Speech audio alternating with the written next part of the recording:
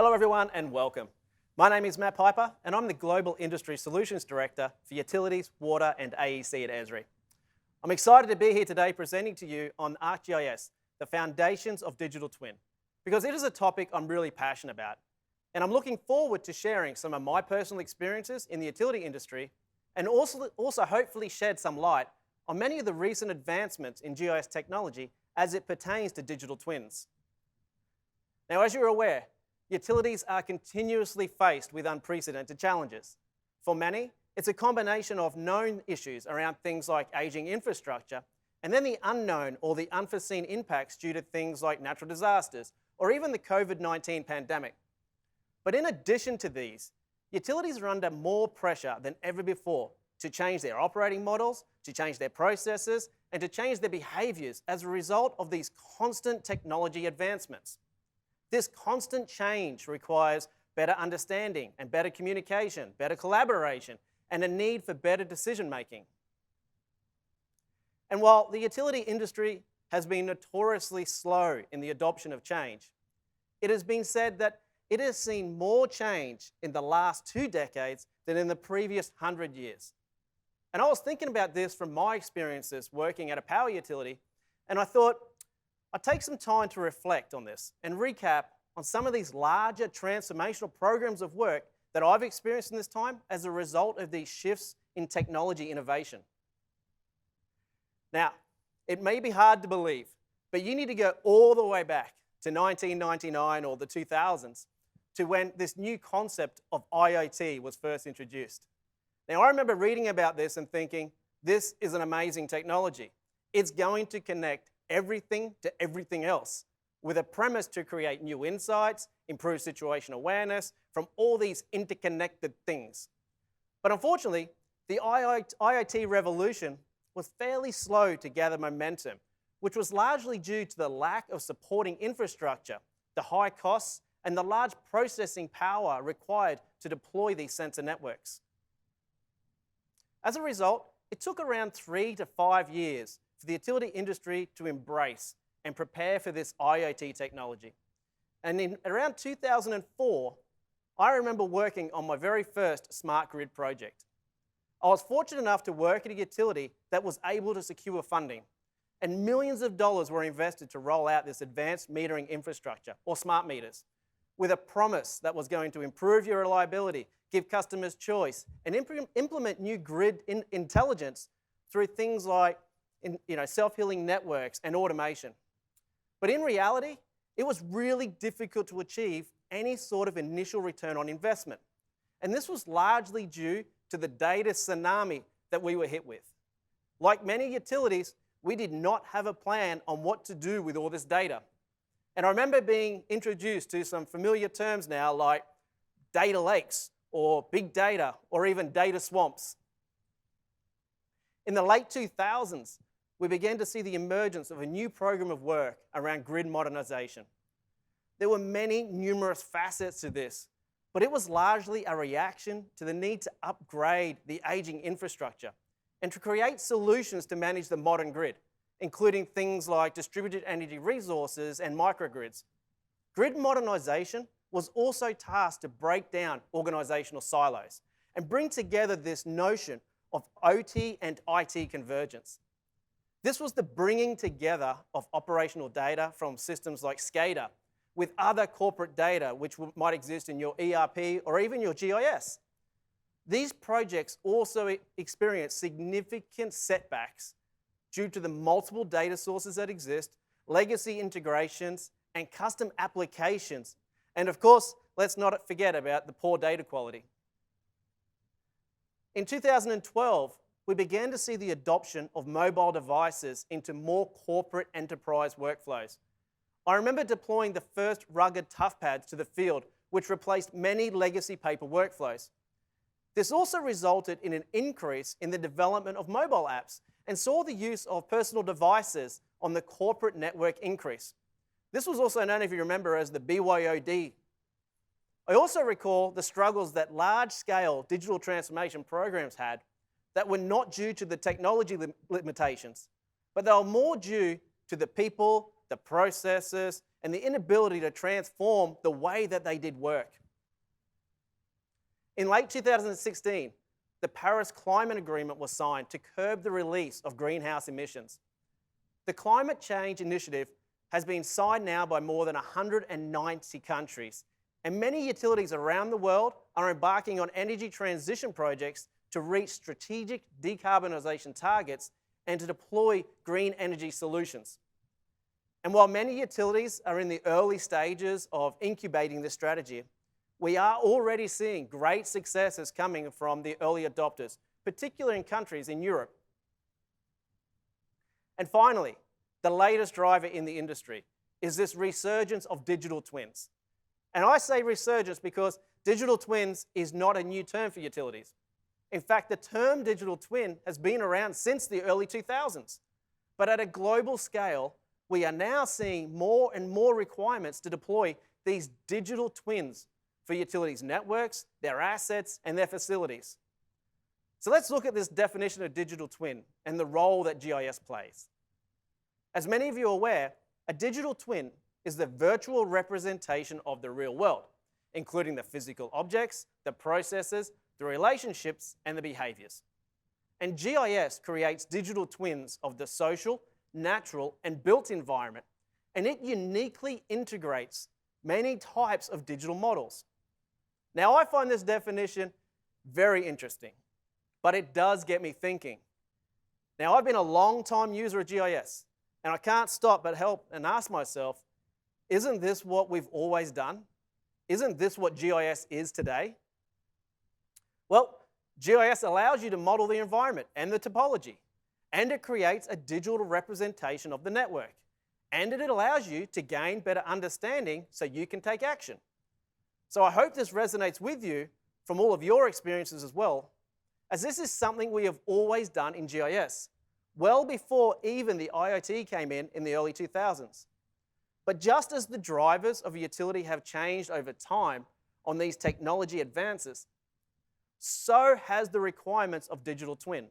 And as a result, so have the capabilities of a modern GIS beyond just the visualization or digitization of our networks.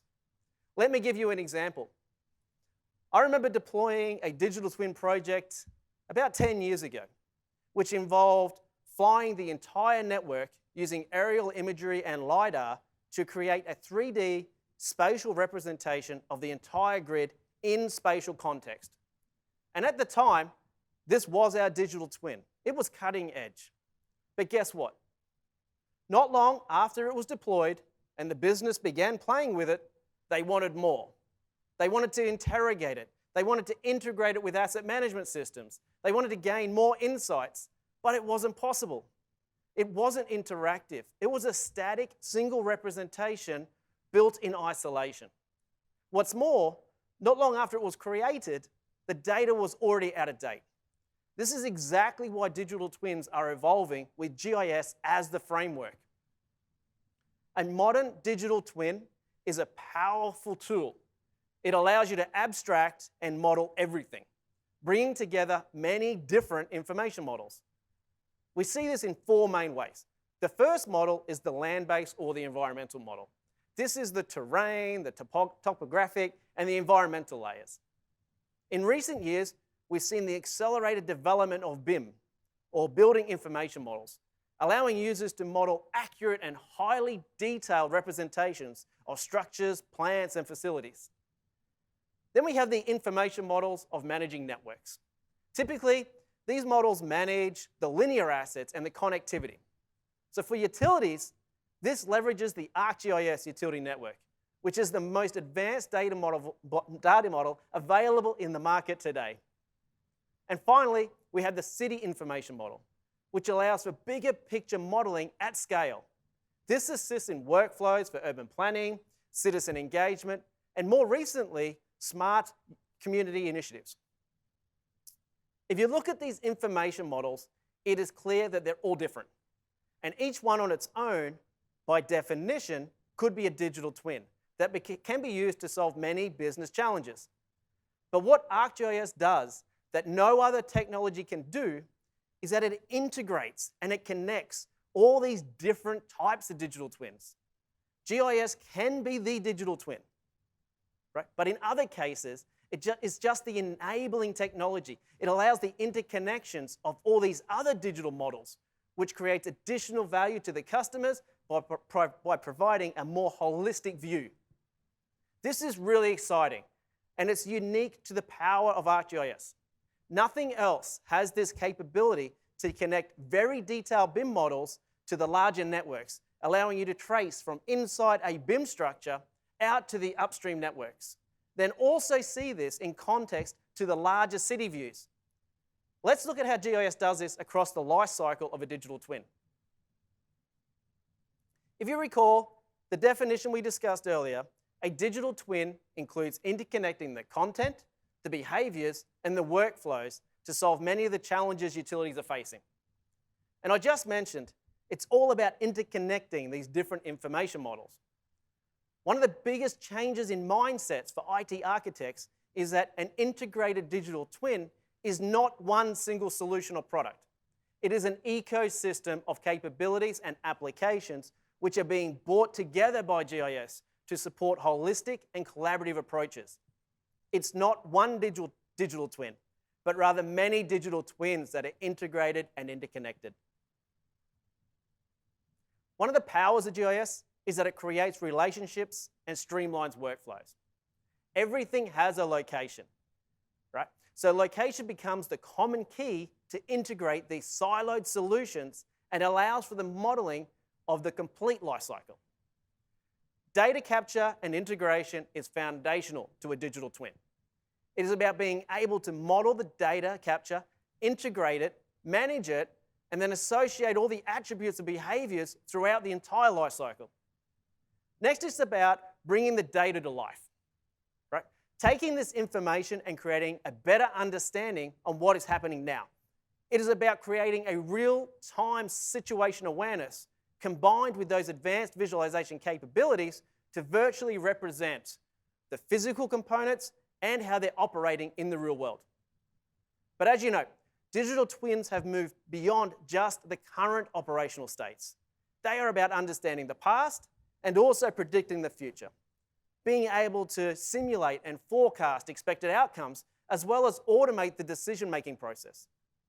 And finally, digital twins need to be pervasive. They need to be accessible on the desktop, on mobile, and they also need to be made available both internally and externally to stakeholders. Digital twins are about sharing and collaboration of information to make better business decisions.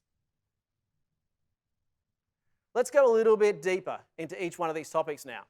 Now, from my experience, data quality has always been a challenge for utilities. It is difficult to capture, and it's more difficult to maintain and keep current. And if it's left unresolved, poor data quality will result in lost time, it results in duplication of work, and it erodes the trust in your business ability to do accurate reporting and analytics. In recent years, there has been significant investment in GIS to better enable data capture, integration, and management. The reality capture technology allows data capture at scale and with high accuracy. 3D imagery technology can provide full network capture through LiDAR and mesh. And networks can be created and interacted, and now through 3D, you get feature extractions. With the release of the ArcGIS utility network a few years ago, many utilities are already taking advantage of this new data model. Now, there are many advantages to why the utility network is transformational for organizations. But some of the most important things for me is that it's configurable to hold your network logic and your business rules. This inherently means your data is maintained accurately both in the office and out in the field. The utility network also allows you to model the entire network. It allows you to model from the generator all the way to the customer. And as it's 3D enabled, it also unlocks many of the additional capabilities of a modern GIS. It allows you to model substations in 3D and see how they are connected to the rest of the network in a spatial context, both above and below the ground. And finally, if you look to the bottom right of the screen, you see how GIS is integrating information models and systems together. In this example, a facility was scanned with LiDAR. This scan was then converted to a BIM model, which allowed detailed visualizations and attributes to be associated. In addition, this information was then integrated to the asset and works management systems to bring up additional asset information. And the work order details for that asset component were made available to everybody, showing a fully integrated workflow from data capture, modeling, and integration. The need to be able to model and visualize how assets, structures, and networks are operating in real time continues to increase. In 2020, there are now more than 50 billion IoT devices connected globally, and organizations are needing to bring these critical data sets together to support real-time awareness and decision-making. One of the biggest areas of concern for many utilities is the as-built process. It is common to have significant information latency as jobs are backlogged, waiting to be updated into their corporate systems. GIS now is essential to the delivery of these construction projects. It provides advanced visualization of complex and big data sets to aid in streamlining these workflows. At the top of the screen, you see a representation of a bridge construction, which is tracking the delivery of the project in 5D. So 5D is 3D with the addition of time and cost. And at the bottom of the screen, we see another great example of BIM and GIS integration. It's all in 3D. However, this time, it is configured in an operations dashboard, which is also connected to real-time operations data, bringing together a holistic view for managing that site. Another area of significant development in recent years is the way that GIS is analyzing and providing insights for these future outcomes. GeoAI and advancements in machine and deep learning are transforming digital workflows and automating many of the processes utilities are using. These tools for object classification, like determining solar panels on roofs, or even suitability analysis for site selections.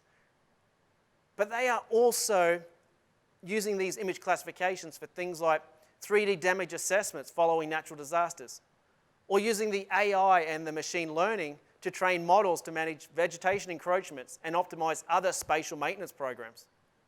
And finally, GIS is being used to assist in predictive modeling, looking forward to the what-if scenarios. It provides the capability to run predictive analytics on future failures, and this is based on historical records. And it will even improve your work plans for tasks like route optimizations. As digital twins continue to evolve, so does GIS technology to meet these challenges. An area that GIS plays an essential role is how it supports the sharing and collaboration. GIS is essential to providing the necessary capabilities to take the information captured and analyzed and then share it to all those who need it in a dynamic and visual way. The data is secure, and it can be shared in collaborative ways both internally and externally, which improves information latency and citizen engagements. A great example of this is shown below. This is a story map showing a large-scale project in Australia. Not only was GIS used to manage the project delivery in great detail, it was also used as a way to keep the public up to date about the project progress via a story map. Now let's look at a few other industry examples. The telecommunication is moving fast, and telecommunication companies need to make intelligent decisions and ensure services are delivered via next-generation network management. The ability of a company to successfully deliver today's next-generation networks is dependent upon the quality of data available to them and how they plan and deliver network capable of providing the highest quality and services that the customers demand. Through the utilization of GIS technology, digital twins are being created to support things like 5G and fiber rollouts. An example of this is shown at the top left of your screen. Planners and engineers require highly accurate landscape, building, and network information in order to make the best decision for a fiber design of 5G small cell deployment. By leveraging a digital twin, engineers can design with spatial accuracy and perform line-of-sight analysis for optimal network designs. Telecoms can integrate to detailed CAD files, allowing for highly detailed models to be visualized in context. Here you can see how the cell tower is interactive, and it allows you to be tracing both upstream and downstream, showing the end-to-end connectivity. And this connectivity can be traced all the way into a building, modeled across the building floors and all the way into the racks and the ports of the network, and then visualized in easy-to-manage schematic views. This is amazing stuff and shows the power of this technology and the full end-to-end network management for telecoms. Now, for electric utilities, the story is just as amazing. And I have some great examples to show you here as well. Organizations are using GIS to better understand and plan for events like natural disasters. Understanding precedes action. And by knowing where areas of your network are prone to things like wildfire, earthquakes, hurricanes, it allows you to plan more effectively. This planning can be optimized by only understanding potential impacts to your network, but also planning evacuation routes or even the staging areas. Real-time outage situation awareness is essential, and GIS becomes the operational dashboard for aggregating and monitoring things like outage events. This information is delivered in easy-to-understand reports which can be shared internally and also externally to aid in the information transparency and decision-making. But what is most exciting for utilities is how they are now embracing 3D capabilities. I remembered having to deploy a separate mobile solution for substation maintenance programs, as the GIS at that point in time represented the substation as a single dot on a map. This meant that the hundreds of assets that existed at that site were all in the same spatial location. Once again, with the deployment of the utility network, these can now be visualized accurately using containments and in 3D. But this is now being further extended to integrate to other design solutions, bringing in interactive 3D models, which not only look fantastic, but they also streamline many workflows and create new opportunities. We can see that GIS is creating value across many different industries as it begins to interconnect all things infrastructure. From being able to model the full underground networks in Rotterdam in 3D, to modeling highly accurate and detailed water treatment plants. Or perhaps you're looking to connect your gas and pipeline for your utility network to other detailed designs. Or maybe you're looking to be able to design or interact with buildings and facilities management. GIS is the process and framework to integrating and interconnecting all these different models to create a modern digital twin. A recent survey revealed that 70% of organizations are in the planning progress or willing to implement a digital twin in the next 1 to 3 years.